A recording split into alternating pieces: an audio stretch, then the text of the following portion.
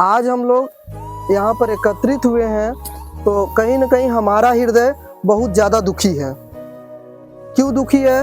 क्योंकि आज हमने अपने समाज में ऐसे व्यक्ति को खो दिया है जो शिक्षा के लिए सबसे आगे रहता था।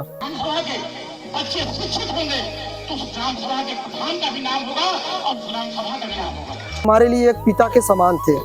जब भी कभी भी शिक्षा के लिए कोई भी कदम उठाना था तो शिक्षा के लिए सर्वप्रथम कदम उठाने वाले व्यक्ति हमारे दरोगा जी, यशवंत सिंह दरोगा जी, जो प्रधान पद पे रह चुके हैं और थे। भैया उनका क्या हो चुका है? भैया दुर्घटना में उनकी मृत्यु हो चुकी है। हृदय से हम लोग श्रद्धांजलि अर्पित करेंगे और क्या करेंगे भैया, कुछ समय के लिए हम मौन धारण करेंगे।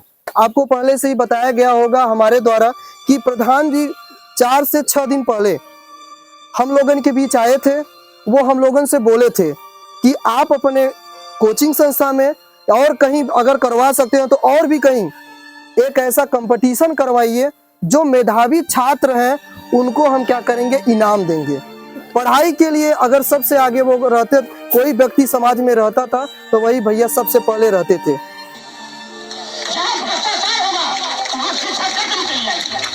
दुख है हम लोगन को, क्योंकि भैया वो समाज में आए थे शिक्षा को लेकर। समाज को जितनी कुरीतियां हैं या समाज में जितनी भी भैया क्या बुराइयां हैं, उन सब को नष्ट करने के लिए उनका जीवन काल बहुत छोटा जरूर रहा, मगर उस छोटे से जीवन काल में उन्होंने बहुत सारा नाम कमाया। इतना नाम कमाया कि वो नाम भूलना क्या सदियों सदियों तक हमको लगता है नामुमकिन है। छोटे से समय में उन्होंने दरोगा के पद पर भी काम किया, उस छोटे से समय में प्रधान पद के लिए भी काम किया, उस छोटे से समय में प्रधान पद के अध्यक्ष के रूप में उन्होंने काम किया, उस छोटे से समय में गांव के विकास के लिए उन्होंने काम किया, उस छोटे से समय में उन बच्चों के लिए पढ़ाई के लिए कई सारे उन्होंने कदम उठाया।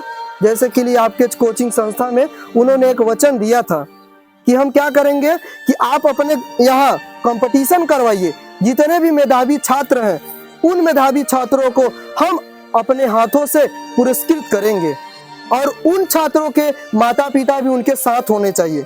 उनका ये सपना था।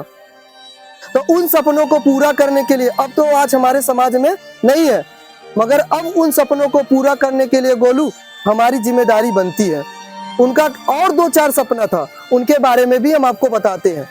मगर आज जो हम बात कर रहे हैं, हम लोग कंपटीशन कराएंगे, प्रतियोगिता कराएंगे और एक स्थान पे नहीं, हम कोशिश करेंगे 3 से 4 स्कूलों में उनके नाम से ये जो कंपटीशन है कराया जाए। क्योंकि इनका ये जो कंपटीशन है ना, उनका सपना था।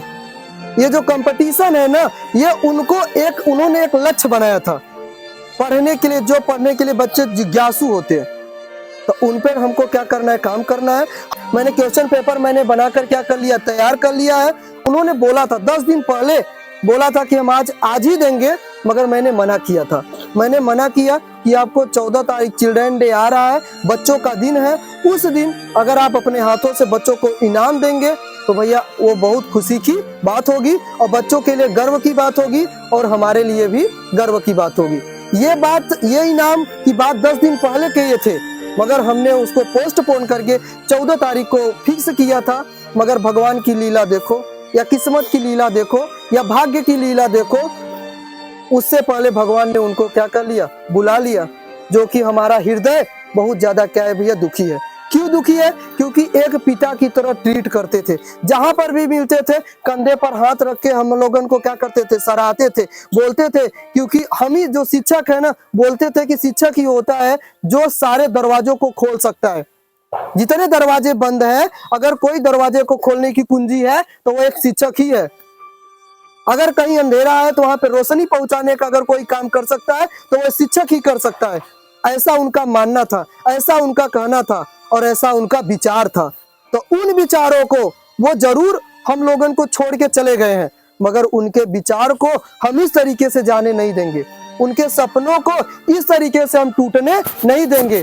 उनके सपने को और उनके काम को उतने ही ऊर्जा से करेंगे जितने ऊर्जा से वो आज समाज में काम को करते थे।